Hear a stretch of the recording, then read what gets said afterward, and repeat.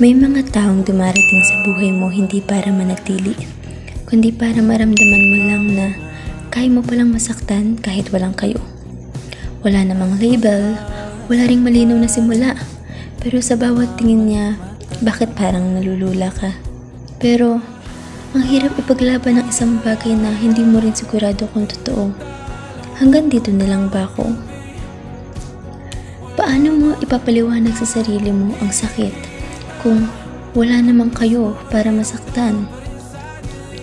Paano mo bibitawan ang isang bagay na hindi mo naman talaga nahawakan? Pinili niyang hindi ka piliin.